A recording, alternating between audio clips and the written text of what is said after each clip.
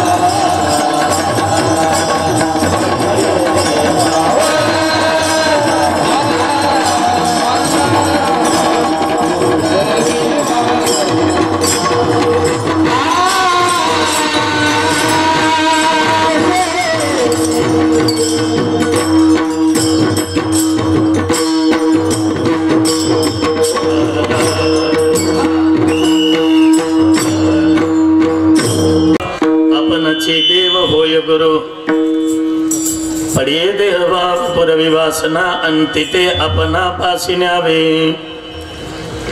मागे पुढे उभा राहे सांभाळीत आलिया आघात निवाराया पडिये देवभाव पुरविवासना अंतिते अपना पासी न्यावे योगक्षेम त्यांचे जाणे जडभारी वाट दावी करी धरोनिया पडिये देवभाव पुरविवासना अंतिते अपना पासी न्यावे तुका म्हणे नाही विश्वास ज्या मनी पहावे पुराणी विचारुनी पडिये देवभाव पुरविवासना अंतिते अपना पासी न्यावे पांडुरंगा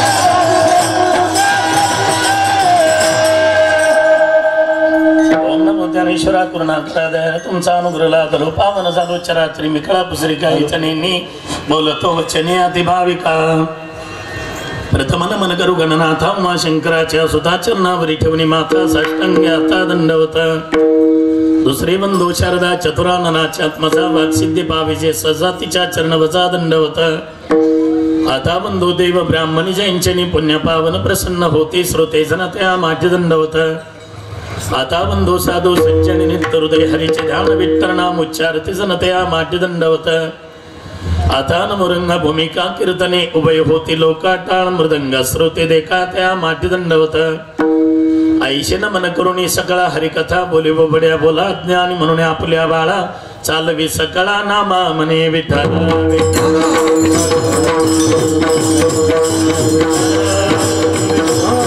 राहिलीच होती ते विना लावायला गेलती ना आमचे सतीश महाराज सर्वांना मनोभावी वंदन करून आपल्या कीर्तन सेवेला प्रारंभ आपण जर विचार केला तर एक महत्त्वाची गोष्ट आपल्या लक्षामध्ये येईल प्रेम प्रपंचातही आहे आणि प्रेम परमार्थातही आहे पण दोन्ही प्रेमामध्ये जमीन आसमान इतका अंतर आहे प्रपंचातलं जे प्रेम आहे ते पुढे सरकणार आहे परमार्थातलं प्रेम आपण ज्याच्यावर करू तेही आपल्यावर करतात मुळात परमार्थ करायचा आहे तो प्रेमानेच परमार्थात जर प्रेम नसेल वारीमध्ये भजनामध्ये कीर्तनामध्ये जर प्रेम नसेल तर त्या प्रेमाला त्या करण्याला काही किंमतच नाही शून्य किंमत आहे प्रेमाशिवाय जर भजन असेल प्रेम दिन भजन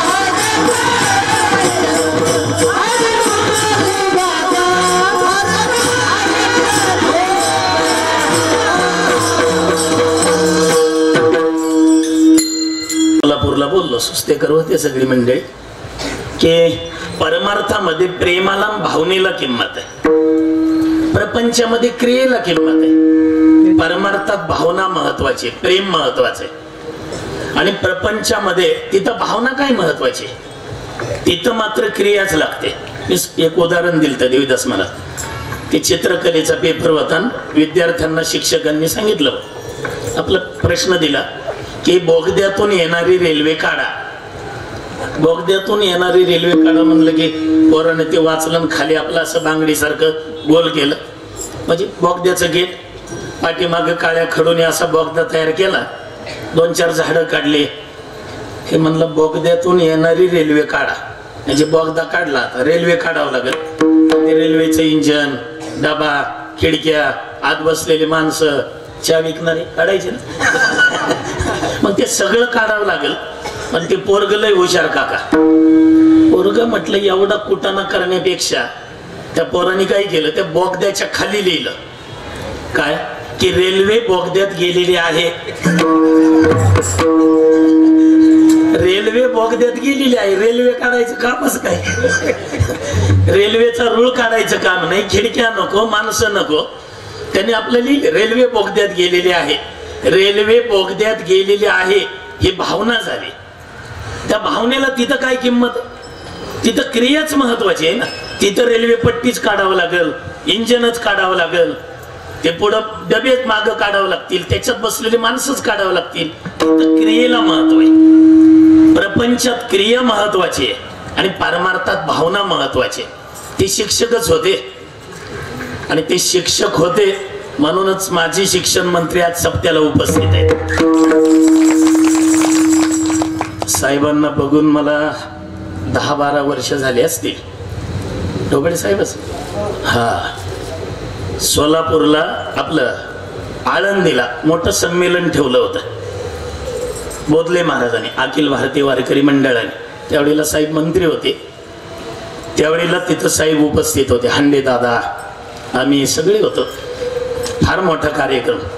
आणि आम्हाला अभिमान आहे. आणि तुम्हाला सांगतो बरं का, जेवढा वेळ बसता येईल तेवढाच वेळ बसा. हा, कारण खाली मांडी घालून बसायचं म्हटलं की खुर्ची देतो वाटलं तर बसायचं. जोपर्यंत बसता येईल तोपर्यंत बसा. आज साहेबही आज या ठिकाणी उपस्थित आहेत आणि कार्यक्रमाचं नियोजन म्हणजे नियोजन आहे. नावच रामेश्वर आहे आणि एक नितीन आहे. तीन पण इथं तर दोघच जोड दिसते, रामेश्वर बाबांना म्हणजे नितीन महाराज. पण यांना सहकार्य करणारे दुसरे 3 कोणते तर तुम्ही आम्ही सगळे 3 आहे. साहेबांचं नावही लक्ष्मणरावच आहे. हा, त्यांचं नाव लक्ष्मणराव आहे. कार्यक्रमाचे आयोजक राम आहेत. लक्ष्मणरावांना एवढीच विनंती, तुमचं लक्ष रामावर राहू द्या. आणि त्यांचं लक्ष आहे म्हणून तो उपस्थित आहेत. आता सप्त्याला काही कमी नाही बरं का. विठाला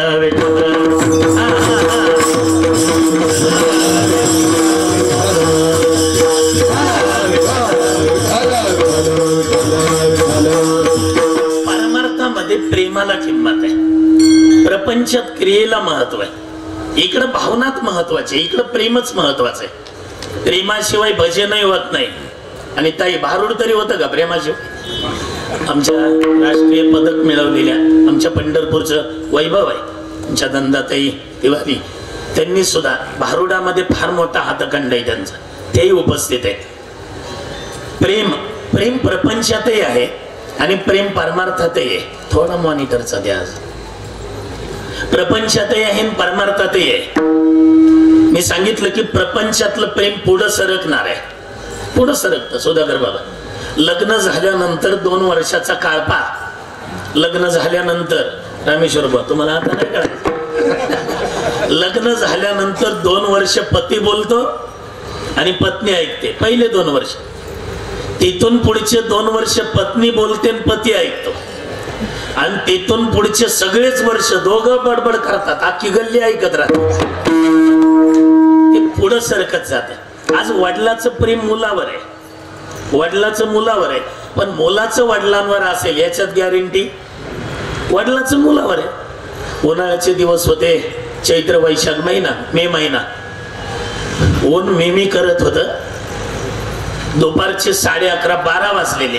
आणि वर काय वाचते म्हणून महाराज ते म्हातारे बाबा होते, ते आपलं काठी टेकत बाहेर आले. त्यांनी वर पाहिलं तर बिगर चपलाचं पोरग वर गेले. ते पत्रका काय नीट करत होते. खालच्या म्हाताऱ्या बाबाने आवाज दिला, ओ बाळासाहेब, ऊन तापलंय, पत्रा तापलाय, पायात चप्पल नाही, डोक्यात आजारी पडाल, खाली उतरा. ते म्हटलं बाबा 1-2 मिनिटाचं काम आहे, तेवढं काम करतो लगेच उतरतो. वडिलांना वाटलं काही महत्वाचं असेल, पत्र व्यवस्थित. बाबा आत आले, पुन्हा बाहेर आले. अहो आजारी पडाल. ते वरचे बाळासाहेब जरा उन्हानं तापले. ते म्हणले बाबा तुम्हालाही होत नाही मलाही करू, जरा शांत राहायचं ना थोडं. खालचं म्हातारा म्हणलं तुझ्यासाठी मी तळमळतोय आणि मलाच म्हणतोय शांत राहायचं. पुन्हा 2-4 मिनिटं गेली की पुन्हा म्हातारा बाहेर, अहो आजारी पडाल. म्हाताऱ्या बडबड करू नको, घरात जा बरं. एवढं लाल झालं ते बाळासाहेब. खालचे बाबा विचार करतात की आता करावं काय, हे कशानं खाली येईल. त्या बाबाने असं सुभीक डोकं चालवलं. वरच्या बाळासाहेबांचा लहान मुलगा घरात झोपला होता पाळण्यात. हे बाबा तिथं काठी टेकत गेले. ते पाळण्यातलं ते बाळोत्यात गुंडाळलेलं बाळ होतं, ते लहान बाळ. त्याचं ते सगळं कपडे काढले आणि उघडं पोरग उचललं आणि डांबरी रोडला, आता सिमेंट रोडला, त्या सिमेंट रोडला पोतं टाकलं, त्याच्यावर उघडं बाळ टाकलं. उन्हाच्या चटक्यानं ते ऊन तापलेलं रोड तापलं, ते पोतं तापलं, ते बाळ रडायला लागलं. कोण रडतय म्हणून वरच्या बाळासाहेबांनी खाली पाहिलं. खाली पाहिलं तर आपलंच पोरग रस्त्यावर टाकलं. हे म्हातारं तिथं तंबाखूला चुना लावत उभं राहिलं. त्या वरच्या बाळासाहेबांनी आवाज दिला, ओ बाळासाहेब, आजारी पडाल, आजारी पडाल, घरात घ्या त्याला. म्हातारं चुना लावत म्हणतो, राहू दे जरा, राहू दे, अहो घरात घ्या त्याला. नाही घेणार घरात. काय डोक्यात फरक पडला का? नाही, शुद्धीवर आहे मी. घरात घ्या ना मग. नाही घेणार. काय झालं? माझं ठरलंय. काय ठरलं? जोपर्यंत माझं बाळ घरात येत नाही तोपर्यंत तुझं बाळ घरात येत नाही. वरचे बाळासाहेब म्हणले मी उतरतो, हे म्हणलं मग हे उचलतो. हे पुढं सरकत जाणार आहे. प्रपंचातलं प्रेम पुढं सरकतं, परमार्थातलं नाही. परमार्थातलं प्रेम आपण ज्याच्यावर करू तेही आपल्यावर करतात. देव म्हणतो हे संत मला प्राणापेक्षाही आवडतात, तेही प्राणा परवते आवडती मज निरुते, जे भक्त चरित्राते प्रशंसिते. देव म्हणतो संत मला प्राणापेक्षाही आवडतात आणि संत म्हणतात देव आम्हाला जीवापेक्षाही आवडतो.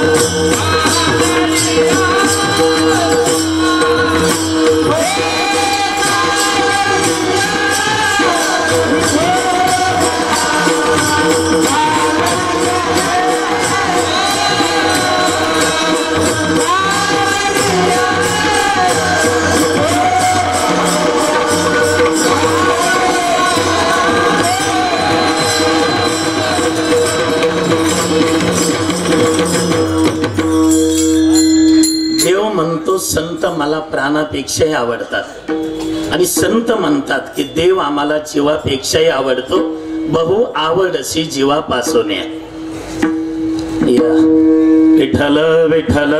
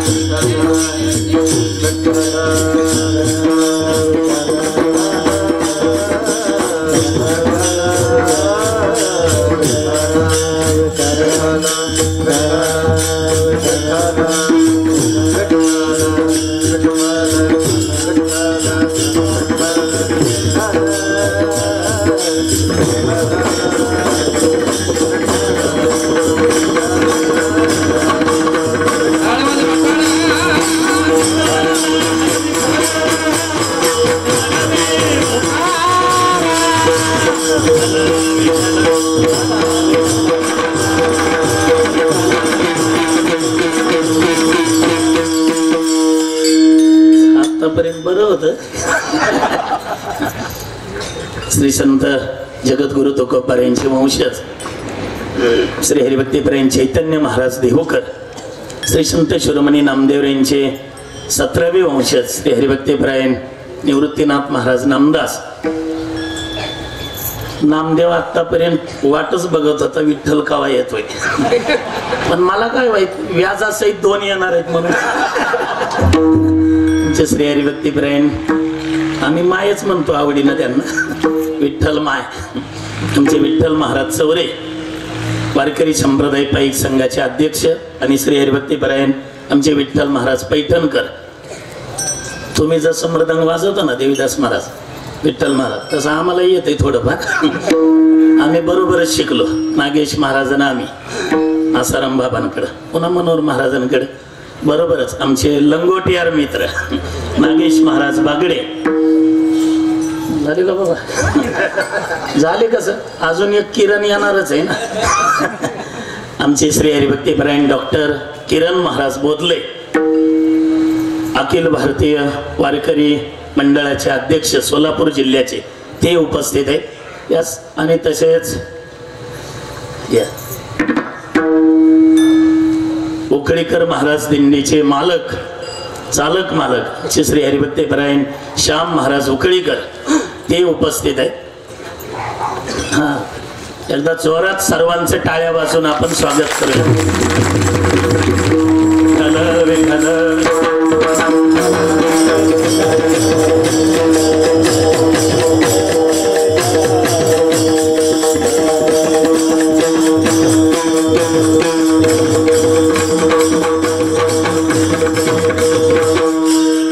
प्रेम प्रपंचातही आहे आणि प्रेम परमार्थातही आहे, पण दोन्ही प्रेमामध्ये जमीन आसमान इतका अंतर आहे.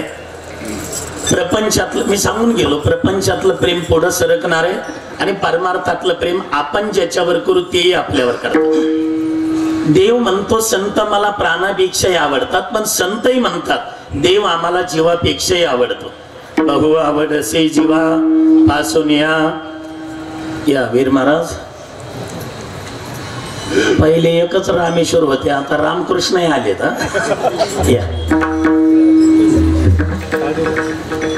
मग भगवान परमात्मा त्यांच्यावर प्रेम करतो, याच्यात नवल नाही. तर त्या प्रेमापोटे आपणचे देव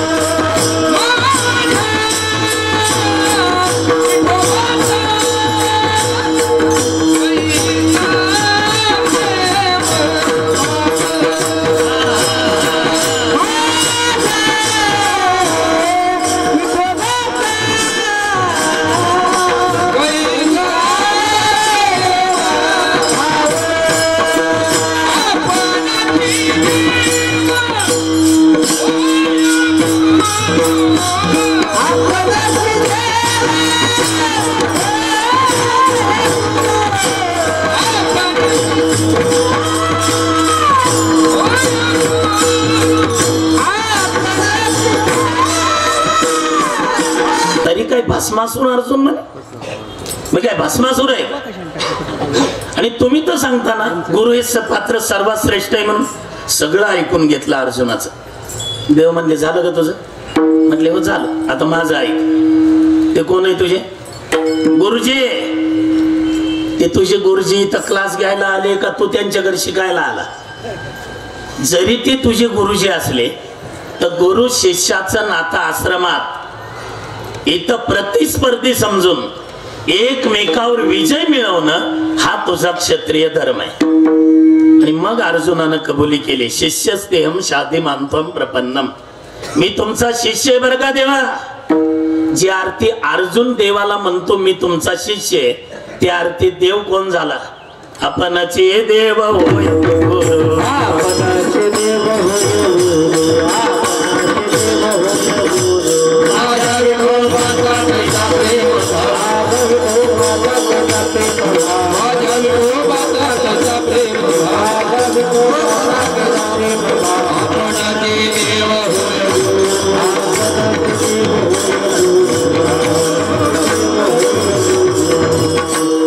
त्या भक्तावर प्रेम करतो. नुसतं प्रेम करत नाही, त्यांचा गुरु देखील होतो.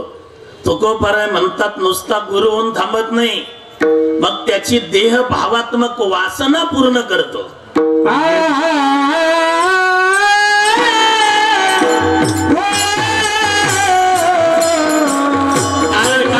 भावात्मक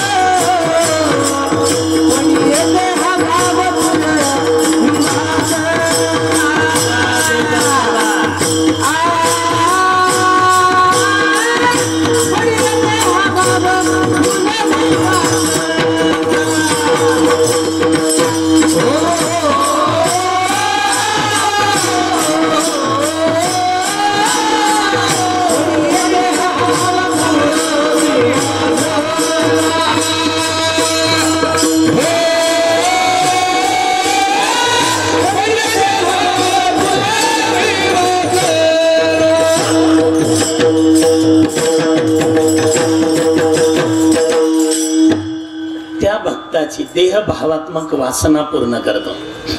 पडिये देह भाव पुरवी वासना.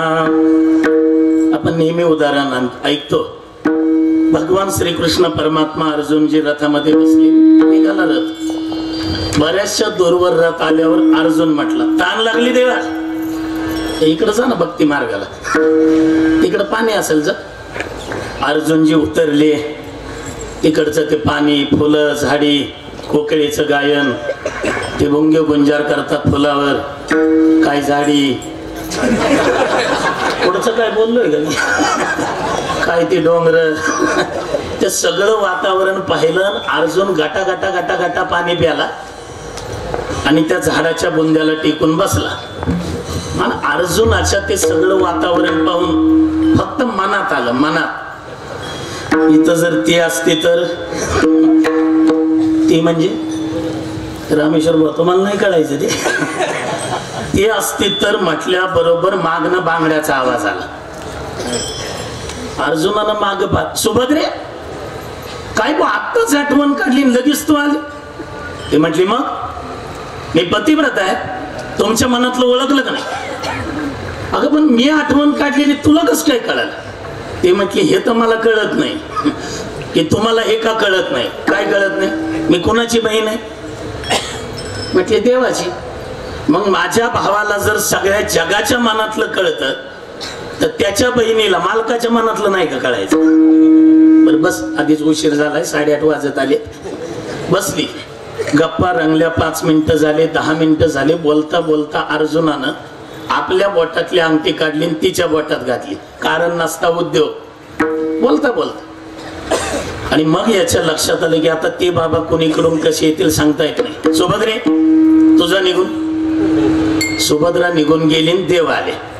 अर्जुना एवढा वेळ लागतो का पाणी प्यायला. अहो तुम्हाला देखील बसा वाटेल, एवढं सुंदर दृश्य, चल नंतर कधीतरी. निघाले. एरवी भगवंत कसा तरी रथ हाकायचे नागेश महाराज, पण त्या दिवशी ज्या बोटात अंगठी होती, माझी नाही दाखवत मी, ज्या बोटात अंगठी होती ते बोट असा अर्जुनाच्या समोर आणायचं. त्या गोट्याला हाणतान, हा अर्जुन म्हटलं अंगठी तर माझीच आहे. तेवढ्यात लगेच देव, हा अर्जुन म्हणतो अंगठी आपलीच आहे, पण विचारावं कसं. बरं विचारावं तर आपलंच पितळ उघडं पडते. तेवढ्यात आपण एक काम करू, रथ घरी गेल्या गेल्या धावत सुभद्रेकडे जाऊ आणि उतरल्या उतरल्या सुभद्रेला विचारू. रथ घरी गेला, उतरले खाली अर्जुन, धावतच आले. सुभद्रे सुभद्रे. ती आपली स्वयंपाकघरामध्ये स्वयंपाक करत होती. तिनं पिठाचा हात झटकला, पदर घेतला. एवढं काय झालं यांना आरडाय. सुभद्रे अहो आली की, अंगठी कुठे आहे. हीच घाबरली. अंगठी कुठली, झाडाखालची. कुठलं झाड, अरण्यातलं. झाडाखालची अंगठी ना अरण्यातलं झाड. आता थोडं लक्ष द्या, थोडा टर्निंग पॉइंट आहे. अर्जुन म्हटला, सुभद्रा म्हटली मला कधी दिली तुम्ही अंगठी. अर्जुन म्हटलं मग तू नव्हती का ती. सुभद्रेने पदर घेतला, डाव्या बाजूला खवला, बांगड्या माग सारल्या. कोण होती ती, कोणाला अंगठी दिली तुम्ही. अगं तुझ्यासारखी दिसत, माझ्यासारखी दिसत होती म्हणजे काय अंगठ्या वाटत बसाला. अर्जुन म्हटलं सुभद्रे मी सगळं सहन करेल, पण हे असं सहन करणार नाही. सुभद्रा म्हटली मी सगळं सहन करील. घरातले काम करून करून वैताग आलाय. साडी तरी पाहिली का माझी, वेणी तरी घातली का, मॅचिंग तरी केलंय का, आणि मी कधी आले अरण्यामध्ये. अर्जुनाने अशी भाई माग सरली, मारायला उगारला हात. तेवढ्यात भगवंताने धरला. भगवंताने हात धरल्याबरोबर अर्जुन म्हटला देवा हात सोड. देव म्हटले अर्जुना माझ्या बहिणीवर तू हात उगारतो, मी हात धरू, मी हात सोडू का तुझा.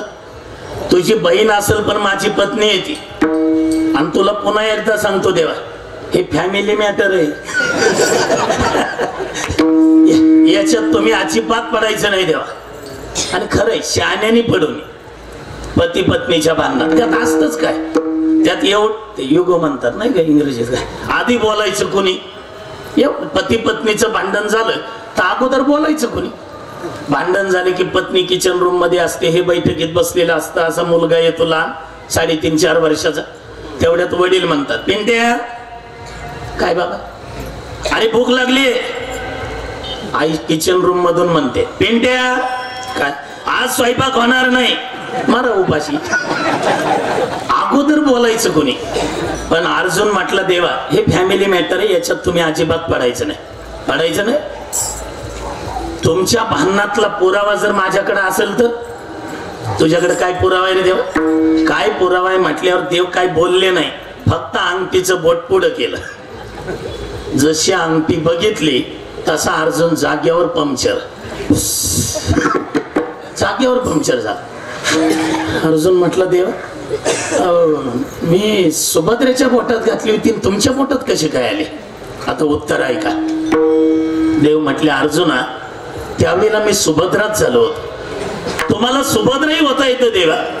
नेहमी नाही रे, पण माझ्या प्रिय भक्ताची वासना पूर्ण करण्यासाठी मी त्याची पत्नी देखील होतो. पण ये देह भाव पुरवी वासना,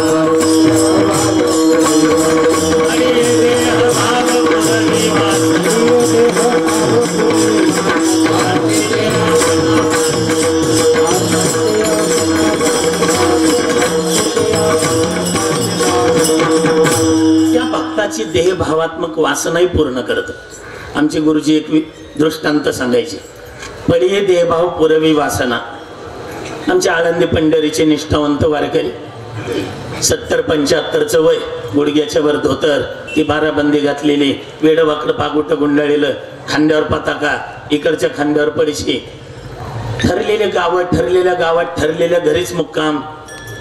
एका गावात मुक्काम होता, त्या आले की पहिल्यांदा मंदिरामध्ये, पण तिथं देवीचं मंदिर होतं. देवीचं पडिये देहभाव पुरवी वासना, याच्यासाठी सांगतो. देवीचं मंदिर होतं, राजा देवीचा उपासक, देवीची षडोपचारी पूजा चालली होती. पायाच्या नखापासून ते डोक्याच्या केसापर्यंत देवी सोन्यानं मडवलेली होती. आमच्या आळंदी पंढरीचे वारकरी गेट पर्यंत आले, पूजा चाललेली पाहिली आणि वारकऱ्यांना आपला प्रणाम देवीला केला आणि राजांना कळावं मी आलोय म्हणून हात जोडले. प्रणाम राजे, प्रणाम राजे म्हटल्याबरोबर पूजा करता करता राजानं माग पाहिलं. वारकरीच वाटत, हो होय मायबाप. काय मायबाप करतात? तुमचा देवही गरीब आणि तुम्ही गरीब. वारकऱ्यानं आपल्या कपड्याकडे पाहिलं, पडशीकडे पाहिलं आणि देवीकडे पाहिलं. याचा अभिमान झालाय का? आमची देवी बघ कशी पायाच्या नखापासून डोक्याच्या केसापर्यंत सोन्यानं बनवलेली. वारकऱ्याचा स्वाभिमान जागृत झाला आणि वारकरी रागावले. राज, तुम्ही ज्या पांडुरंगाला गरीब म्हणता ना, आमचा पंढरीचा पांडुरंग परमात्मा त्या नगराचा राजा आहे की जे नगर सोन्याचं आहे. राजानं त्या हातातलं पूजेचं साहित्य ठेवलं काय? नगर सोन्याचं. आणि ही जी तुमची देवीनं सोन्यानं मडवलेली आमच्या पांडुरंगाच्या दरबारात झाडूच्या नामावर. या ऐकल्यावर राजाने पूजा तिथंच टाकली, धावत वारकऱ्याकडे आले. धरलं गचुंडीर, काही जिबीला हाड तुझ्या? नगर सोन्याचं देवी, हो देवी झाडूच्या कामावर. नगर सोन्याचं नसल, देवी जर झाडूच्या कामावर नसेल तर? वारकऱ्याच्या डोळ्याला धारा लागल्या. नसेल तर माळ तोडून टाकील, पताका फेकून देईल आणि जन्मभर तुमच्या देवीची भक्ती करेल. असेल तर बोला. असेल तर राजाने देवीकडे बोट केलं.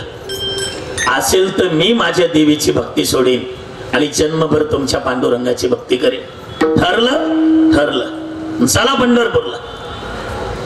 पण वारकऱ्याच्या मनात सारखी भीती होती. प्रार्थना करत होते वारकरी. पूर्वी काही एवढ्या गाड्यांच्या सुविधा नाही. चालत राजाला पंढरपुरापर्यंत आणलं आणि पंढरपुरात आल्याबरोबर वारकऱ्यानं सांगितलं, राजे ते समोर पासामोर ते चकात नाही ना, ते आमच्या पंढरीनाथाचं सोन्याचं नगर आहे. राजाने टाचावर करून पाहिलं तर काय दिसलं?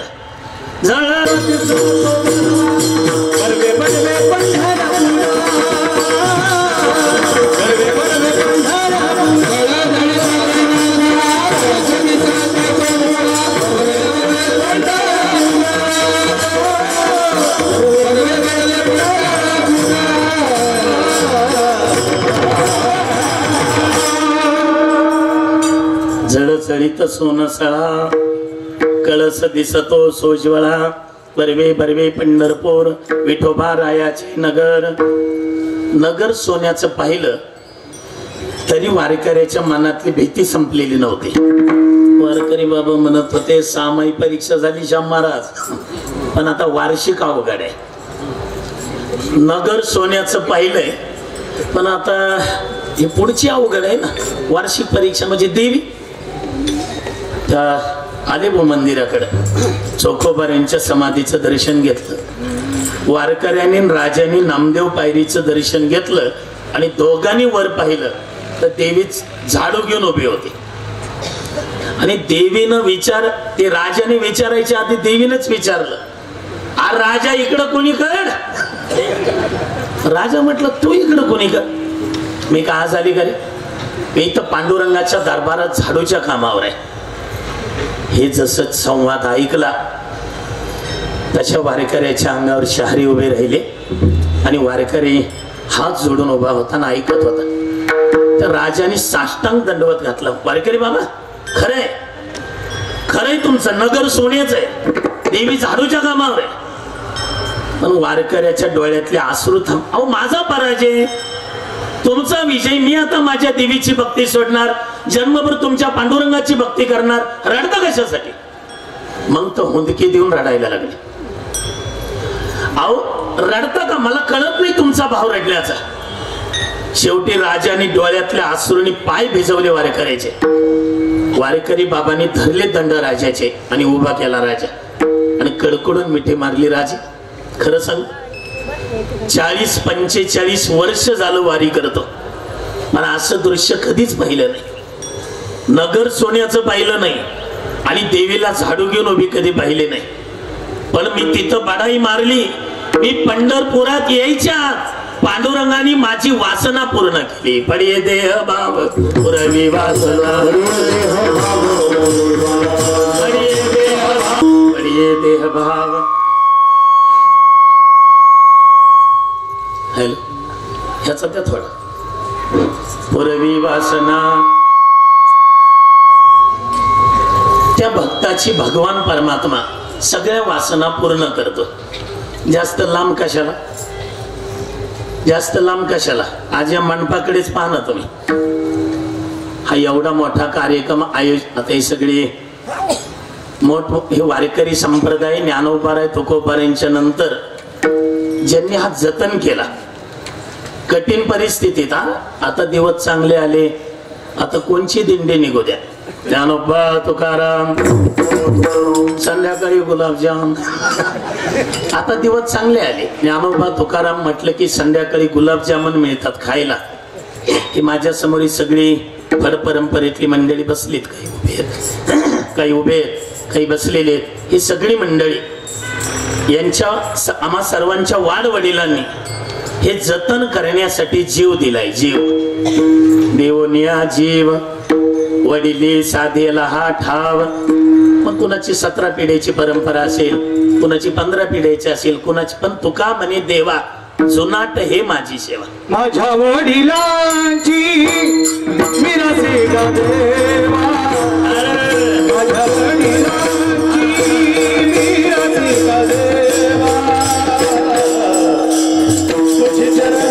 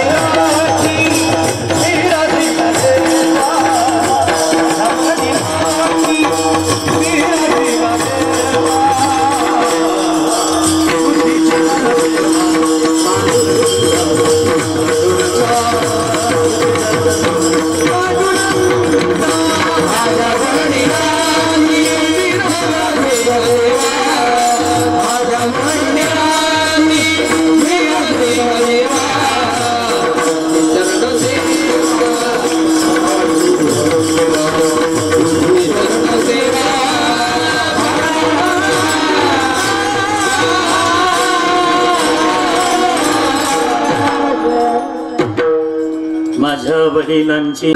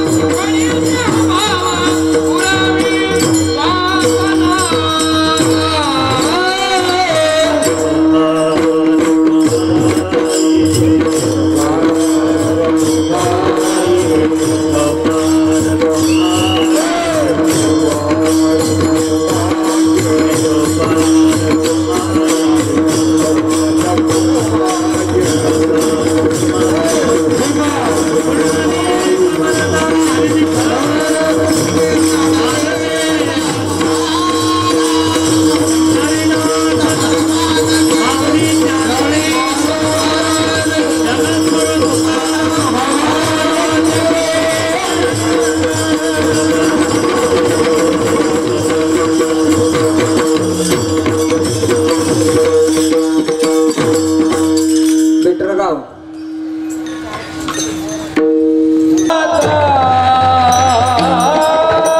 कैसा प्रेम भाव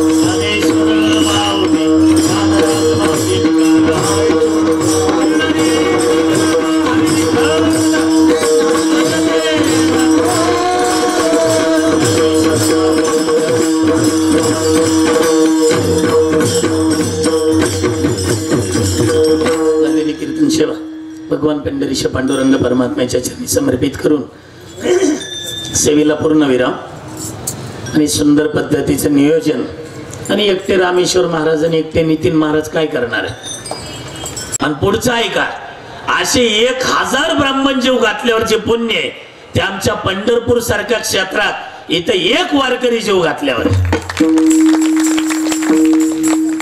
आयशे व्यक्ती अपरंपार बघा. आता मला काही टेन्शन नाही, प्रमाण समोरच आहे. नये नामधारका बरोबर. अशा अपरंपार व्यक्ती जीव घातल्यावर इथं एक नामधारक जीव घातल्यावर ते पुण्य.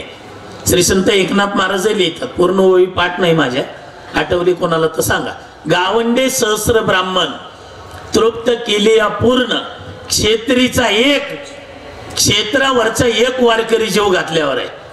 आता इथं नाही म्हणलं तरी 500-700 वारकरी, नुसती वारकरी नाही, सगळी फडकरी मंडळी, गडकरी मंडळी, संस्थानिक, सगळ्या मोठमोठ्या संस्थांचे अध्यक्ष उपाध्यक्ष सगळी मंडळी आज या ठिकाणी उपस्थित आहेत. काही काही म्हणतील महाराज नितीन महाराजाला आम्ही म्हणलं पंगत द्या, पण दिलीच नाही त्यांनी. पंक्तीचे पैसे दे बाबा, हा तेवढ्या पंक्तीचे पैसे दे ना. इकडं मंडपाला कामाला येतील, साऊंड सिस्टीमला कामाला येतील, दुसरा खर्च आहे त्या कार्याला येतील. म्हणून आपण सर्वांनी मोकळ्या हाताने महाराजांना सहकार्य, रिकाम्या हाताने कुणी इथून जायचं नाही. प्रत्येकाने काही ना काही सहकार्य त्यांना करावं.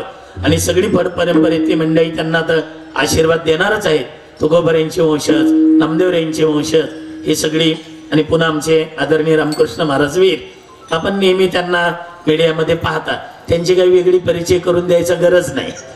सर्व आपण वारकरी संप्रदायावरचे घात आघात होतात त्याच्यावर तडेतोड नाही भिडभार. म्हणून सगळे आम्ही एका मायेची लेकरं होऊन या फड परंपरेमध्ये आम्ही सगळं कार्य करतो. मृदंग आपण ऐकला असेल, पहिल्याच सालीपासून ऐकताय. आळंदीमध्ये मृदंग म्हटलं की गुरुवारी वैद्य बाबांचं नाव घेतलं जातं, वैद्य बाबांचं. तसं आमच्या पंढरपुरामध्ये मृदंग म्हटलं की वैकुंठवासी भानुदास अण्णांचं नाव घेतलं जातं, ढवळीकर अण्णांचं. त्यांचे नातू या ठिकाणी, ते आज या ठिकाणी उपस्थित आहेत. ही सगळी मंडळी, आमचे आदरणीय किरण महाराज आहेत, सर्व मंडळी यासाठी उपस्थित आहेत. रामेश्वर बुवा, नितीन बुवा, तुम्ही घाबरू नका, आम्ही तुमच्या पाठीमागं आहे. म्हणून सर्वांनाच पुन्हा एकदा विनंती करेल, असं सहकार्य यांच्यावर राहा. आणि त्यांनाही विनंती आहे, 1 वर्ष करून नाही जमत आता, हिला ते 1 वर्ष करून थांबताल, कमीत कमी 3 वर्ष तरी करावा लागतो सप्ताह. मान हलवली एकदा, त्यांच्यासाठी टाळ्या वाजव.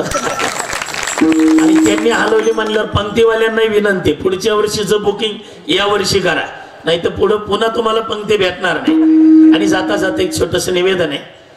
श्री समस्त वारकरी भडकरी दिंडी समाज संघटनेच्या वतीनं एक श्री विठ्ठल दिनदर्शिका काढली, कॅलेंडर. कोणचं तरी कॅलेंडर आपण घरात लावणारच आहे, त्याच्यापेक्षा श्री विठ्ठल दिनदर्शिका. पहिल्या पानावरच सुंदर पांडुरंगाचा फोटो टाकलाय. सुंदर ते ध्यान उभी विटेवरी. फोटो एवढा सुंदर आहे, खांद्यावर इकडं गोंगडी आहे, इकडं चांदीची काठी आहे. कमीत कमी एवढे दागिने भगवंताला आपल्या दसऱ्यात, आपल्या दिवाळीतला फोटो टाकलाय तो. पांडुरंगाला धोतर सुद्धा सोन्याचं घातलंय, धोतर सुद्धा. घरी ते कॅलेंडर नेलं. तुकोबरायाचे वंशज, नामदेवरायाचे वंशज, बोरले महाराज असणाऱ्या भव्य दिव्य अशा प्रकारच्या मंडळीचं आम्हाला दर्शन घडतं, हे आमचं परमभाग्य आम्ही समजतो. ज्यांच्या शेतात भगवान पांडुरंग परमात्म्यांनी भोपळ्यात घाऊ घातला अशा प्रकारचे बोरले महाराज, आणि त्यांचं कीर्तन उद्या ज्याला आम्हाला काय मिळतं, कार्याचं कीर्तन, हे आमचं भाग्य आहे. आणि अशा प्रकारचं भाग्य ज्यांनी घडवून आणलं त्यांचा सत्कार मी तुमच्या सगळ्यांच्या समेत करतो. आणि मानधन म्हणलं तरी आमच्या गावात आल्याच्या बरोबर त्यांची जी इच्छा असेल अशा प्रकारचं मानधन मी काही सांगत नाही, देऊन टाकलं. आणि त्यांनी जर शब्द दिला अजून मागतील तेवढं द्यायला मी तयार आहे.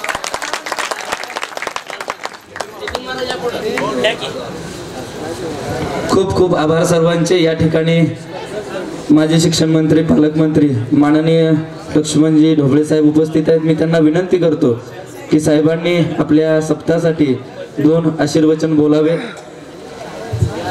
माननीय ढोबळे साहेब.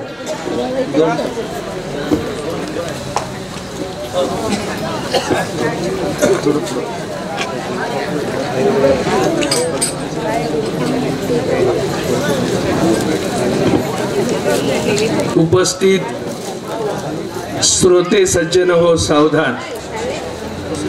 परमार्थाच्या वाटेवर, मुमुक्ष जीवाच्या मोक्ष साधनेच्या वाटेवर, अहम ब्रह्मास्मीच्या ब्रह्मचित्कलेचा साक्षात्कार घडत असताना महाराजांनी माऊलीच्या चौथ्या चौपाईच्या ज्ञानाची आराधना आपल्या समोर केली. गवताला भाले फुटावेत, पाण्याला आग लागावी, काळजानं मृदुंग व्हावा, तर्जनीची आणि मध्यानीची चढाओढ घडावी, अशा नादब्रह्मात आज हा सगळा भक्तीचा सोहळा रंगून गेलेला आहे. अशा वेळेला आपण सगळ्यांनी, आपल्या पूर्वजांनी गेल्या 2 वर्षात मृत्यूच्या मांडीवरचे दिवस पाहिलेले आहेत.